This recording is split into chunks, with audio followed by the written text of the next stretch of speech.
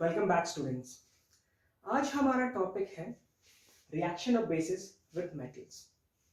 चलो पहले शुरुआत करते हैं कुछ एग्जाम्पल से, साथ में चलना, तुम लोग भी लिखते जाना। देखो, अगर मान लो मेरे पास एक मेटल है सोडियम, इसको हम सोडियम हाइड्रोक्साइड, एक बेस है, एक स्ट्रॉन्ग बेस है, उसके साथ अगर हम रिएक्ट करवाते हैं तो क्या हो सकता है प्रोबेबल प्रोडक्ट, वो तुमको देखो सोच। दूसरा, अगर हम यहाँ कैल्शियम लेते हैं और साथ में हम यहाँ पे डालते हैं मान लो यही सोडियम हाइड्रोक्साइड, और हम तुमसे पूछते हैं कि मोस्ट प्रोबेबल प्रोडक्ट क्या होगा। फिर अगर इसी कैल्शियम को हम कैल्शियम हाइड्रोक्साइड के साथ रिएक्ट करवाते हैं तो फिर क्या प्रोडक्ट फॉर्म होगा, ये तुम गैस करके देखो। तो गैस करते करते अब तुम्हारे दिमाग में एक आइडिया आएगा कि हो सकता है चलो यहाँ पे तो कुछ नहीं है, यहाँ पे भी सोडियम, यहाँ पे भी सोडियम, क्या होना है पता नहीं। यहाँ पे हो सकता है कि कैल्शियम सोडियम को डिस्प्लेस करके कैल्शियम हाइड्रोक्साइड बना ले और Na बाहर निकल जाए। लेकिन तुम अगर जैसे ही तुम्हारी नज़र रिएक्टिविटी सीरीज की तरफ जाएगी तो वहाँ तुम देखोगे क्या कि सोडियम जो है वो कैल्शियम से ऊपर है रिएक्टिविटी सीरीज में। तो कैसे कैल्शियम सोडियम को रिप्लेस कर सकता है और यहाँ पे कैल्शियम हाइड्रोक्साइड बनाएगा। फिर अगर कैल्शियम कैल्शियम का देख ले तो वहां पे भी कुछ समझ में नहीं आ रहा है। तो देखो, जैसे मैं तुमको बताया ना, ये ट्रायल ऐसे एक्सपेरिमेंटल ट्रायल्स होते हैं, अलग अलग मेटल्स को लिया गया होगा और अलग अलग बेसिस में पुट करके उनको रिएक्ट करा के देखा गया होगा। तो इसी क्रम में कुछ ऐसे मेटल्स आए जो कि हमारे सिलेबस में है, मैं उन्हीं को लूंगा। और भी मेटल्स होते हैं, ठीक है, लेकिन जो मेन है उनको मैं यहाँ पे फोकस में डालता हूँ, ठीक है।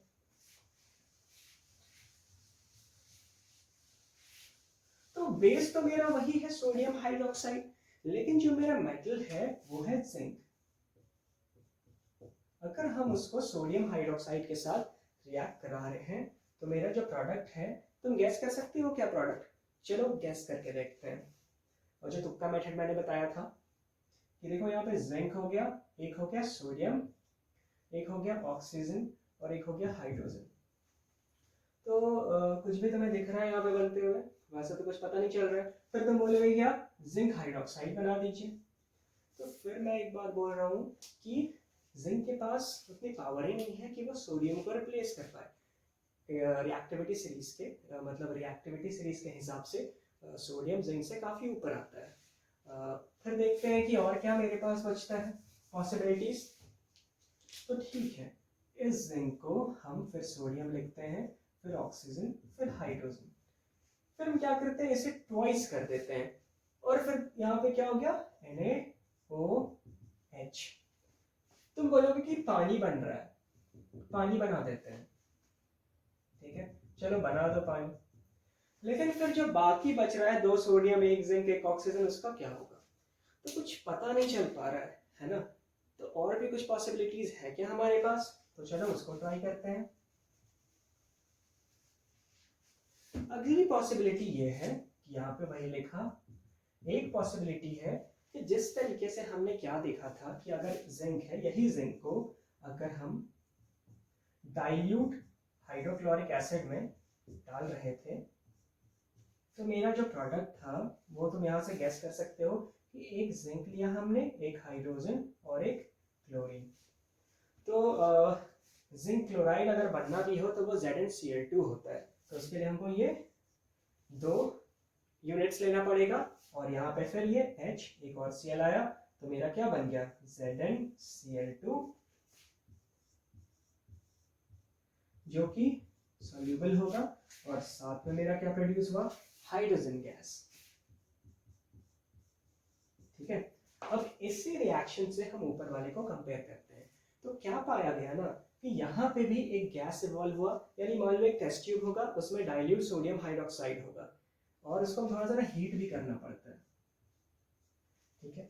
एक टेस्ट ट्यूब है, उसमें सोडियम हाइड्रोक्साइड है, उसमें हम जिंक मेटल्स पुट करेंगे, फिर थोड़ा सा हीट भी करेंगे, तब जाके हमको दिखता है कि उसमें से बबल्स निकलने लगे। अब तुम बोलोगे हीट किए, तो हीट करने के बाद जो वाटर मॉलिक्यूल क्या हो रहा है कि वेपर फॉर्म में जा रहा है, तो वही क्या हो रहा है कि निकल रहा है, तो बॉयल बबल्स दिख रहा है। ऐसा बात नहीं है, वो जिंक मेटल क्या कर रहा है ना कि हाइड्रोजन गैस प्रोड्यूस कर रहा है। जब उसे वो टेस्ट किया गया, पॉप साउंड प्रोड्यूस किया वो गैस, ठीक है, यानी बर्निंग मैचस्टिक जब उस गैस के सामने लाया गया तो वो पॉप साउंड प्रोड्यूस किया और इसके कारण पता चला कि वो हाइड्रोजन गैस है। और तुम कैसे पता कर सकते हो कि कोई कहीं से भी अगर हाइड्रोजन गैस ही निकल रहा है? एक और तरीका है, वो मैं बताता हूँ। देखो क्या करना, जैसे मान लो कि ये टेस्ट ट्यूब है, कोई बड़ा कंटेनर भी हो सकता है, उसमें क्या कर रहे हैं कि NaOH है और साथ में तुम्हारा जिंक मेटल्स भी है, मान लो जिंक मेटल यहाँ है, उसको हम क्या कर रहे हैं, हीट कर रहे हैं। और हीट करने के बाद ना हम क्या करेंगे ना कि यहाँ पे एक पतला सा ग्लास ट्यूब इंसर्ट करके इसे अच्छे से सील करके यहाँ पे ना एक बलून टांग दो, यहाँ बलून टांग दो या तो फिर एक प्लास्टिक बांध दो। ठीक है, प्लास्टिक यहाँ ऐसे करके बांध दो। क्या होगा कि जब यहाँ से गैस निकलेगा तो ये प्लास्टिक उस गैस से भर जाएगा, और तुम यहाँ पे रबर बैंड से भी बांधे हो या धागा से बांधे हो जैसे भी, फिर क्या करो, जब ये थोड़ा सा फुल जाए, गैस इसमें भर जाए, ठीक है, फिर तुम इसे ध्यान से यहां से निकाल लो और इसे हवा में छोड़ दो। ठीक है, मान लो कि ये बंधा हुआ है, इसे ऐसे छोड़ दो तो तुम्हें ये क्या दिखेगा, ये प्लास्टिक या तो बलून जो भी तुमने लिया है ये ऊपर जाके तुम्हारे दीवार पे चिपक जाएगा। कहने का मतलब क्या, it is lighter than the air. जैसे कि तुमने बचपन में खेली है वो हीलियम गैस बलून्स, अभी भी मिलता है, बच्चों को काफी प्यारा है वो बलून, तो उसमें तो हीलियम गैस भरा रहता है, लेकिन अगर तुम हाइड्रोजन से भी कर सकते हो, उसमें हाइड्रोजन भी भरा जा सकता था, लेकिन क्या है कि हाइड्रोजन गैस क्या है कि काफी ज्यादा इन्फ्लेमेबल है, तुरंत एक तरीके से तुरंत रिएक्ट कर जाता है, इग्निशन टेम्परेचर हल्का सा भी दोगे तो जल जाता है। दूसरा क्या, हीलियम क्या है, नॉन रिएक्टिव गैस है, इसलिए हम उसको यूज करते हैं वहां पे। तो ये वाली बात है। तो देखो ये भी एक तरीका है हाइड्रोजन गैस टेस्ट करने का। और दूसरा तरीका क्या है कि भाई पॉप साउंड वाला, मोस्ट एप्रोप्रिएट है पॉप साउंड, और ये तो खेल कूद मस्ती में हो जाता है। ठीक है,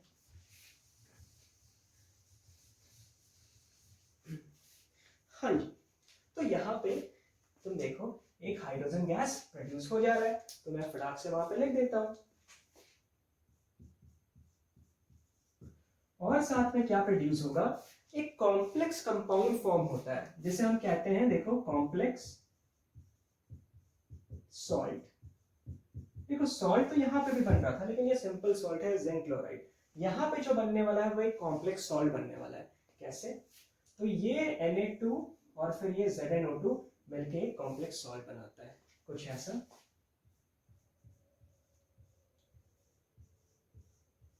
ठीक है, अब क्या है ये एक्वस है, ये सॉल्युबल है कि नहीं है, तो वो भी मैं बता दूं कि ये प्रेसिपिटेट होता है सॉलिड। तो तुम देखो ये तो मेरे तुक्केबाजी से थोड़ा सा मैं आगे लिमिट लेके गया, तो यहाँ पे मेरा हो गया ये, तो तुम भी इस तरीके से इसको याद कर सकते हो, ये था तुम्हारे याद रखने के लिए। लेकिन क्या है ना, एक और एलिमेंट को जब मैं यूज करूंगा और वहां पे तुक्का लगाऊंगा तो शायद वो तुक्का फेल कर जाए। ठीक है, चलो देखते हैं अगले मेटल के साथ।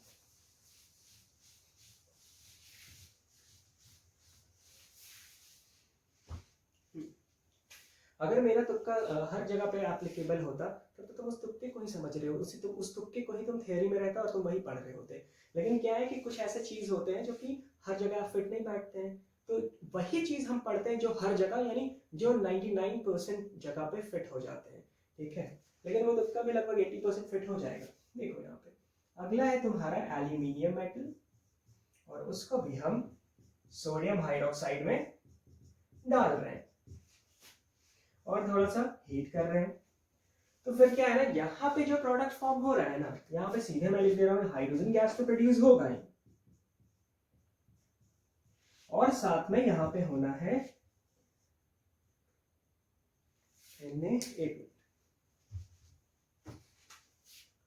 NaAlO2। ठीक है, तो अब तुम देखो वहां पे तो ये तुक्के से बैलेंस हो गया था, लेकिन यहाँ पे ये ना तुम अगर करोगे तो देखो ये बैलेंस नहीं है। अगर इसको यहाँ पे तुम 2 लिख दोगे तो फिर यहाँ पे 2 सोडियम करना पड़ेगा, जो कि बन नहीं रहा है। तो फिर ना अब मैं कोई तरीका बताने वाला हूँ कि आखिर में ये कैसे फॉर्म हुआ होगा। ठीक है, तो ये था तुमको ना, कई बच्चे जैसे ये रिएक्शन आता है तो कोई भूल जाते हैं, तो ये तो तरीका था कि तुमको याद रहे कि कैसे क्या होगा इसका प्रोडक्ट्स, क्या होगा उसका बैलेंस रिएक्शन, मतलब बैलेंस्ड इक्वेशन। और यहाँ पे भी ये भी तुमको याद रहे, ये क्या है NaAlO2। तो मैं क्या करता हूँ ना, बड़ा आसानी से तुरंत इसका एक मैकेनिज्म बता दे रहा हूँ, मतलब उतना डेप्थ में नहीं जाऊँगा, लेकिन हाँ बेसिक कंसेप्ट मैं बताऊँगा, ठीक है। तो उस चीज़ को एक बार हम देखते हैं, जहाँ पे हम थोड़ा सा यूज़ करेंगे जो ऑर्बिटल्स होते हैं SPDF वाला, और जिसको नहीं पता है तो वो पढ़ लो, वो सीख लो, क्योंकि वो तो अल्टीमेटली पढ़ना ही है, और जो इंटरेस्टेड है वही देखना उसको, नहीं तो तुम वीडियो को आराम से स्किप भी कर सकते हो। देखो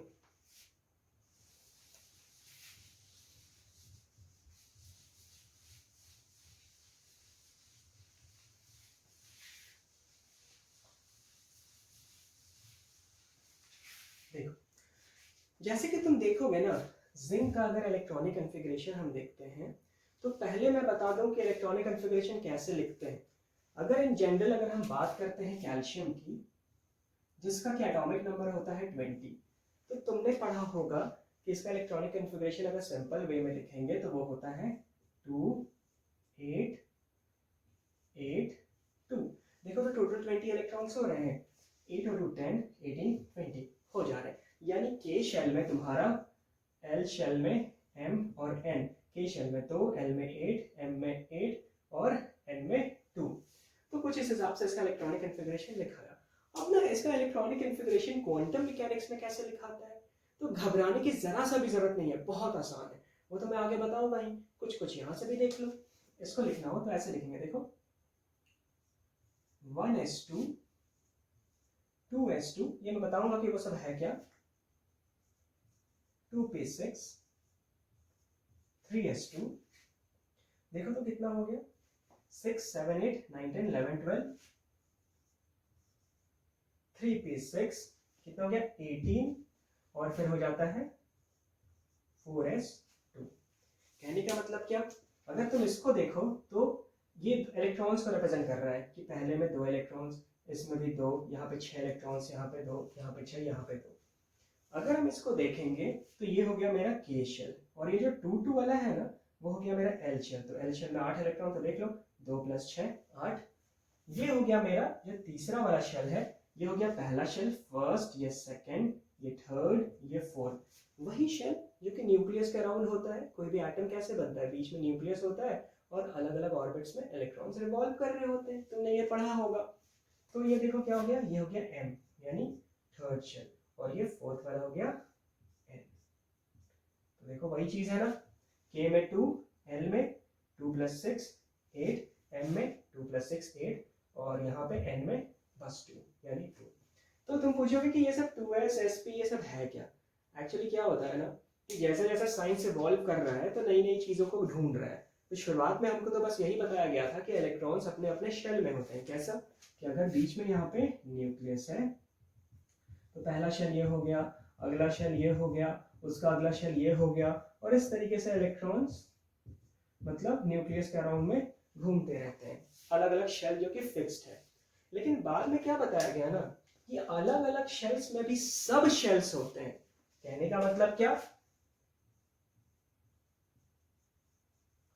देखो ये कहने का मतलब यूं कि जैसे कि तुम्हारे मोहल्ले में मान लो कि अलग अलग घर है, तो मान लो उसको शेल ले लेते हैं, ठीक है ना।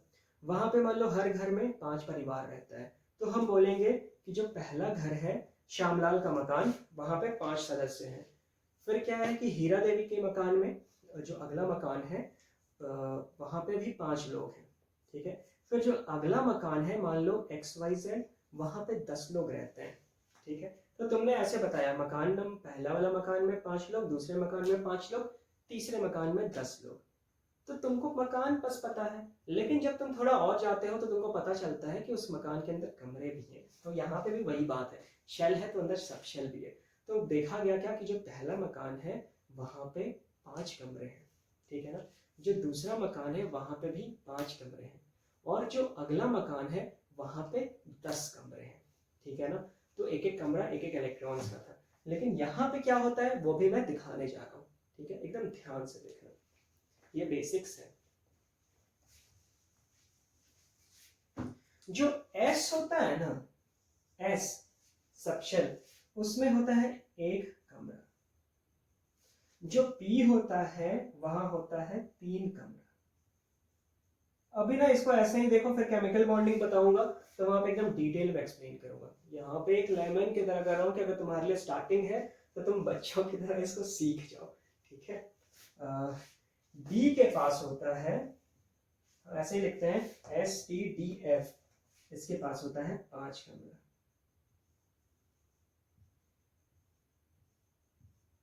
ठीक है। और F के पास होता है 7 कमरा। तो देखो क्या हो रहा है कि दो दो बढ़ते जा रहा है, 1 2 3 4 5, 1 2 3 4 5 6 7 कमरा। अब एक और बात, एक कमरे में यानी एक सेक्शन में 2 इलेक्ट्रॉन्स रह सकता है। यहाँ पे कितना, 2, मैक्स टू मैक्स। यहाँ पे भी कितना, 1 2 3, यानी पेयरिंग में रहते हैं। और ये जो मैं साइन दिखा रहा हूँ ना, ये इलेक्ट्रॉन्स का है। ये जो मैं उल्टा साइन दिखा रहा हूँ, कहने का मतलब क्या, एक चीज और, अब एक इलेक्ट्रॉन हो सकता है कि ऐसे घूम रहा हो इस डायरेक्शन में, ठीक है। दूसरा इलेक्ट्रॉन क्या है, मतलब ये घूम रहा हो नहीं, बताया क्या गया कि जैसे कि ये मान लो कि कोई इलेक्ट्रॉन है, ठीक है, सपोज ए स्फीयर है, ये इलेक्ट्रॉन मान लो, ये ना खुद भी स्पिन कर रहा है, मतलब गोल गोल तो न्यूक्लियस के अराउंड घूम ही रहा है, प्लस वो अपने ऑर्बिट पे भी स्पिन कर रहा है। जैसे अर्थ सन के अराउंड में रिवॉल्व तो कर ही रहा है, लेकिन वो अपने एक्सिस पे भी रोटेट हो रहा है, जिससे कि तुम्हारा दिन और रात होता है, और जो रिवॉल्व कर रहा है उससे सीजन चेंज होते हैं। तो सेम उसी तरीके से यहाँ पे एनालॉजिकली बताया गया, इलेक्ट्रॉन्स है वो तो न्यूक्लियस के अराउंड में रिवॉल्व कर ही रहे हैं, लेकिन अपने स्पिन पे भी रोटेट कर रहे हैं। तो मान लो कि कोई इलेक्ट्रॉन हो सकता है कि क्लॉकवाइज घूम रहा हो, और उसमें से और भी इलेक्ट्रॉन हो सकता है जो कि एंटी क्लॉकवाइज घूम रहा हो। तो एक बक्से में यानी एक बॉक्स में जो इलेक्ट्रॉन रहेगा, एक क्लॉकवाइज स्पिन करने वाला इलेक्ट्रॉन और एक एंटी क्लॉकवाइज स्पिन करने वाला इलेक्ट्रॉन, वही यहाँ पे उसी का रिप्रेजेंटेशन है, एक साइन ऊपर एक साइन नीचे, है ना। तो देखो पहले वाले में 1s2, यानी s जहां जहां वहां पे मैक्सिमम 2 ही इलेक्ट्रॉन्स आ सकता है, और जो p है वहां पे देखो 6 इलेक्ट्रॉन्स आ सकता है, 1 2 3 4 5 6। डी का भी मैं बता दे रहा हूँ, जबकि वहां पे अभी यूज नहीं करेंगे डी का, लेकिन चलो फिर भी बता दे रहा हूँ, 1 2 3 4 5 6 7 8 9 10, ठीक है। फिर यहाँ F में 1 2 3 4 5 6 7 8 9 10 11 12 13 14। तो देखो यहाँ पे टोटल नंबर ऑफ इलेक्ट्रॉन्स जो है S में, वो मैक्सिमम कितना हो सकते हैं, 2, P में कितना मैक्सिमम जाते हैं, 6, D में जो मैक्सिमम जाते हैं वो है 10, और जो F में मैक्सिमम जाते हैं वो है 14। तो तुमको अभी इतना ही चीज जानने की जरूरत है, बाकी केमिकल बॉन्डिंग में डिटेल। तो देखो इस तरीके से इसको हम रिप्रेजेंट करते हैं, ठीक है। अब जो बात हम बताने जा रहे हैं, यानी वो जो मेरा सोडियम जिंकेट और सोडियम एल्यूमिनेट फॉर्म हुआ था उसके लिए, तो ये तो मैंने तुमको कैल्शियम का इलेक्ट्रॉनिक कॉन्फ़िगरेशन दिखाया था। अच्छा, ये भरता कैसे है उसको भी मैं बता दे रहा हूँ, यहीं पे लिख रहा हूँ, ठीक है।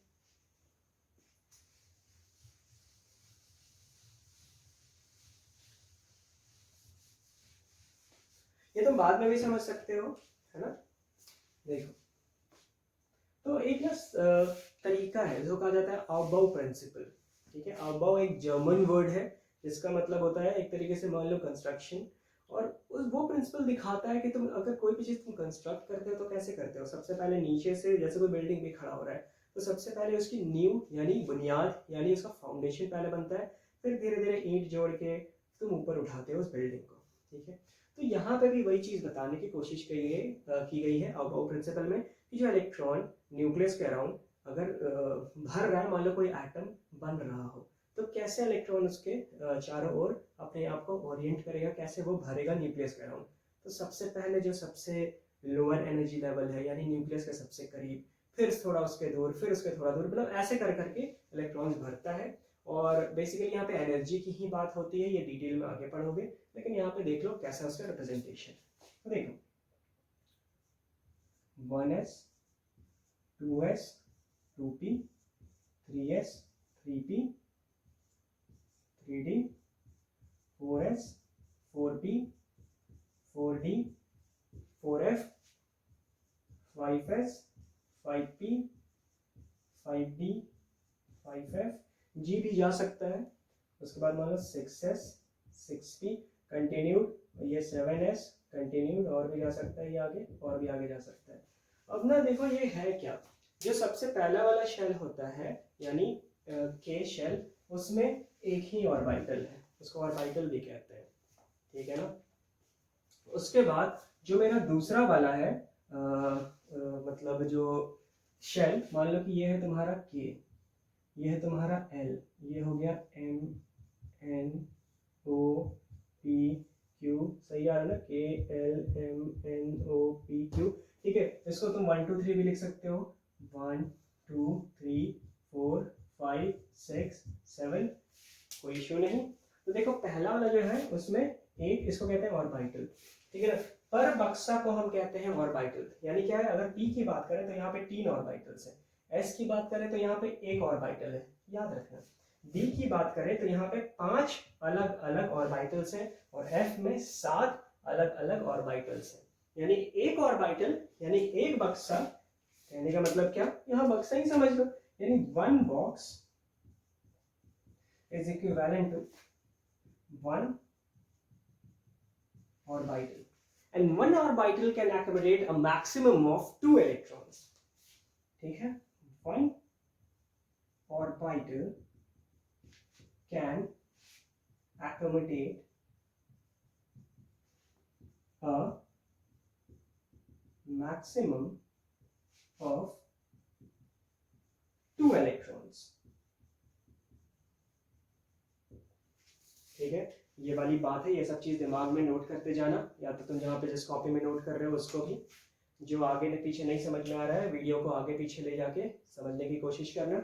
उसके बाद देखो और हाँ, यानी अब समझना, और ये जो हो रहा है ना फॉर्म, जैसे कि मान लो कि पहले वाला जो शेल है उसमें एक ही सब शेल है और उसमें एक ही ऑर्बिटल है। ये जो दूसरा है एल, उसमें 2 सब शेल्स है, यानी एक ये वाला सब शेल और एक ये वाला सब शेल, ठीक है। जो तीसरा वाला मेरा शेल है या तो ऑर्बिट है, उसमें 3 सब शेल है, 1 2 3।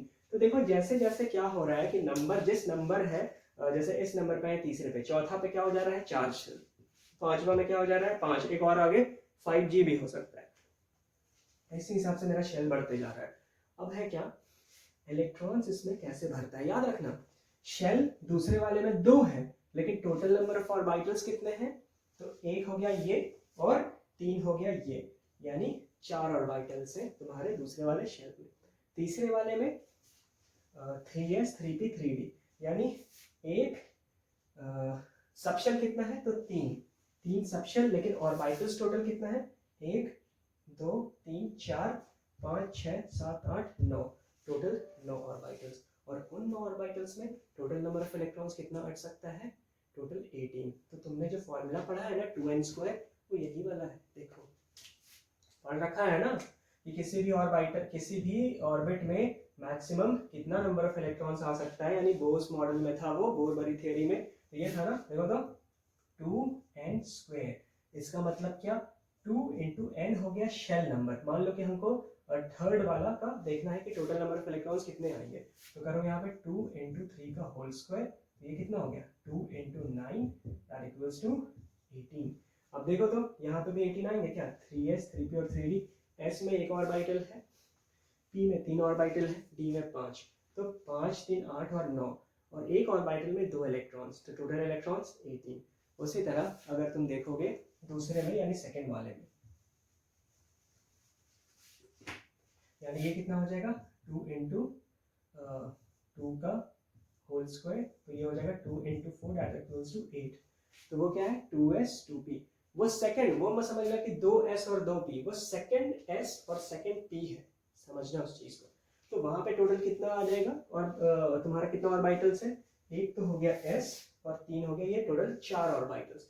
और 4 ऑर्बिटल्स मैक्सिमम कितना इलेक्ट्रॉन्स को एकोमोडेट कर सकते हैं, 8, इसलिए तुम्हारा ये हो गया 8। तो देखो तुमको जो एलिमेंट्री क्लासेस में पढ़ाया गया था, मतलब एलिमेंट्री क्या, तुमको जो बेसिक्स 9th में वो था वही चीज, लेकिन असल में असल इलेक्ट्रॉनिक कॉन्फ़िगरेशन जो अभी हम पढ़ते हैं यही है ना। तो देखो आसान है, ज़्यादा कुछ तो है नहीं। चलिए अब बढ़ते हैं हम आगे। तो जो मैं ये बता रहा था कि इलेक्ट्रॉन्स कैसे भरते हैं उसको, तो उसको ना यहाँ पे कंपेयर करना। देखो इसको मैं मिटा रहा हूँ,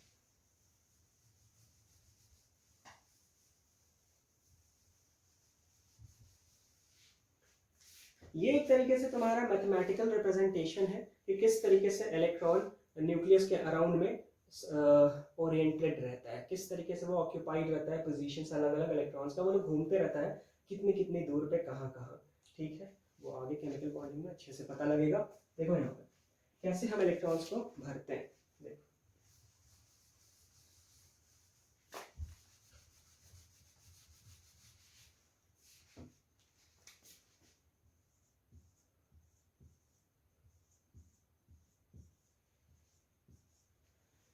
एकदम ध्यान देने वाली बात है।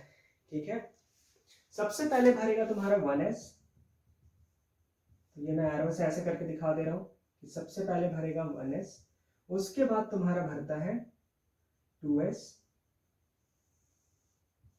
ठीक है, उसके बाद तुम्हारा भरेगा, इसे मैं ऐसे ले जा रहा हूं 2p और फिर 3s। ठीक है ना, उसके बाद देखो कौन भरेगा, ऐसे ले जा रहा हूं डॉटेड लाइंस, और ये 3p और 4s। उसके बाद तुम्हारा भरेगा, यही अबव प्रिंसिपल है, बड़ा आसान है और मजेदार भी है। उसके बाद भरेगा ये, ठीक है, 3d 4p 4s। तो देखो उस चीज को मैं यहाँ पे देखता हूँ कि कैल्शियम का इलेक्ट्रॉनिक कॉन्फ़िगरेशन में पहले भरा मेरा s, वहां पे टोटल नंबर ऑफ इलेक्ट्रॉन्स 20 है, तो टोटल 20 करना है। ठीक है, तो हम देखते हैं कैसे कैसे भरा है यहाँ पे। पहले वाले में 2 भर गए, फिर कौन आ रहा है 2s, तो 2s यानी मैक्सिमम इलेक्ट्रॉन्स उसमें कितना आ सकता है 2, फिर आया 2p। ठीक है, p में कितना जा सकता है मैक्सिमम इलेक्ट्रॉन्स 6, तो वो मैंने यहाँ पे लिख दिया 6। अब कितना हो गया 6 7 8 9 10।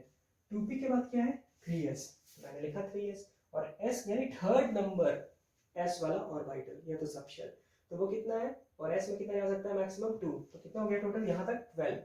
उसके बाद देखो क्या है 3s के बाद फिर यहाँ आ जाओ 3p, p में कितना जा सकता है मैक्सिमम 6, तो देख लो टोटल कितना हो गया 6 7 8 6 14, फिर यहाँ पे 16 और 18, 2 और बच रहा है 20 होने के लिए। तो उसके बाद क्या आ रहा है 4s, तो मैंने यहाँ पे और 2 इलेक्ट्रॉन्स डाल दिए, और ये हो गया मेरा कैल्शियम का इलेक्ट्रॉनिक कॉन्फ़िगरेशन। खुद से पॉज करके तुम क्या करो, सोडियम का, मतलब कहने का मतलब क्या, जो एलिमेंट है 1 से लेकर 20 तक खुद से प्रैक्टिस कर लो, और प्रैक्टिस करने के बाद वीडियो लेक्चर फिर स्टार्ट करना, मतलब अभी पॉज कर दो, 1 to 20 पहले खुद से प्रैक्टिस कर लो। अगर तुमको 20 का 20 नहीं करना है तो कम से कम रैंडमली 7-8 का भी कर लो, तो तुमको आइडिया आ जाएगा। ठीक है, चलिए अब क्या करेंगे, मान लो कि अगर तुम ये प्रैक्टिस कर लिए हो, फिर इसको वीडियो लेक्चर देखना शुरू करना। अब जो मैं लिखने जा रहा हूँ इलेक्ट्रॉनिक कॉन्फ़िगरेशन, वो है जिंक के लिए। तो देखिए मैं पूरा वीडियो लेक्चर एकदम डिटेल्स में ही बना दूंगा आपका, जैसे कि अभी एसिड्स बेसिस एंड सॉल्ट्स पर चल रहा है, तो जो मेटल्स नॉन मेटल्स अगर हम पढ़ेंगे तो वहाँ भी ये चीज़ काम आएगा। बहुत आसानी से तुमको कोई भी चीज़ रटने की जरूरत नहीं पड़ेगी, हर कुछ आसानी से समझ में आएगा। ठीक है, चल ये मैं मिटा रहा हूँ, बाकी चीज़ को रहने देता हूँ।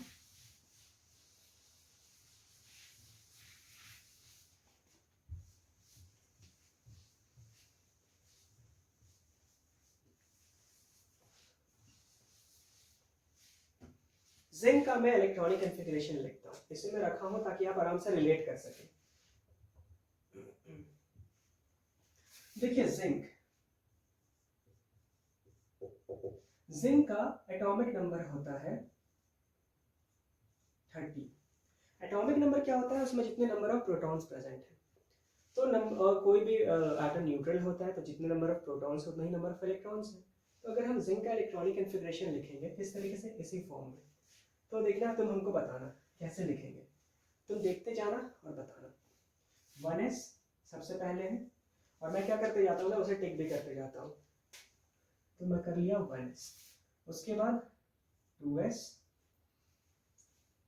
ठीक है, उसके बाद 2p और 3s, मैं लिख दे रहा हूँ 2p और 3s, फिर 3p और 4s, 3p और 4s, 4s के बाद क्या आ रहा है, 4p नहीं आ रहा है, 3d आ रहा है। ठीक है, फिर मैं यहाँ पे लिख रहा हूँ 3d। अच्छा अब देखते हैं कि इतने में पूरा इलेक्ट्रॉन्स भरता है कि नहीं। ठीक है, तो पहले वाले में s में मैक्सिमम कितना आ सकता है, तो 2। फिर अगले s में कितना, 2। p में मैक्सिमम देखते रहो आ सकता है कितना, 6। फिर s में मैक्सिमम 2। फिर p में 6, s में कितना 2, d में कितना मैक्सिमम देख लो 10। अब एक बार गिनो तो टोटल कितना इलेक्ट्रॉन्स है, 2 2 4, ठीक है, 4 और 6 10, 10 और 2 12, 12 और 6 18, 18 और 2 20, 20 और 10 30। यानी यही हो गया तुम्हारा जिंक का इलेक्ट्रॉनिक कॉन्फ़िगरेशन। लेकिन तुमको कुछ यहाँ पे गड़बड़ नहीं दिख रहा है कुछ भी। जैसे कि अगर हम बोल रहे हैं कि ये वाला शेल है पहला K या तो 1, ये है दूसरा वाला L या तो 2, ये तो M या तो 3 या N या तो 4, इसी तरीके से नीचे गया हुआ है तो 3p आ गया, फिर यहाँ 4s, फिर 3d। तो ये पाया गया एक्सपेरिमेंटली, ठीक है ना, ये पूरा एक्सपेरिमेंटल ऑर्डर है, उसी पे बेस्ड है ये अबव प्रिंसिपल। लेकिन जब हम इलेक्ट्रॉनिक कॉन्फ़िगरेशन लिखते हैं तो हम फिर क्या करते हैं कि इसको पहले 3d लिखेंगे फिर 4s। धारा पहले 4s ही है, लेकिन लिखते हैं हम इसको इस तरीके से एक साथ सारा 3 वाला, तो ये आ गया 3d10 और ये हो गया 4s2। कहने का मतलब क्या, पहला वाला अलग, दूसरा वाला एक साथ, तीसरा वाला एक साथ, फिर चौथा। एकदम सही, कोई दिक्कत नहीं। अब देखो एक चीज यहाँ पे, ये जो है ना 4s2, ये इसको कहते हैं क्या, वैलेंस शेल। और इसमें जो इलेक्ट्रॉन प्रेजेंट रहता है उसको कहते हैं वैलेंस इलेक्ट्रॉन।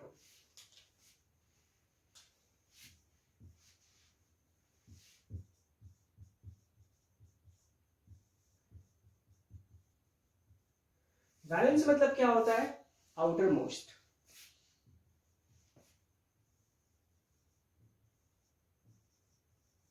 मतलब वैलेंस क्या मतलब बेसिकली क्या कि आउटर मोस्ट शेल में, आउटर मोस्ट शेल को वैलेंस शेल कहते हैं, और जो आउटर मोस्ट शेल में इलेक्ट्रॉन्स प्रेजेंट होते हैं उन्हीं को कहते हैं एक तरीके से वैलेंस इलेक्ट्रॉन्स, याद रखना।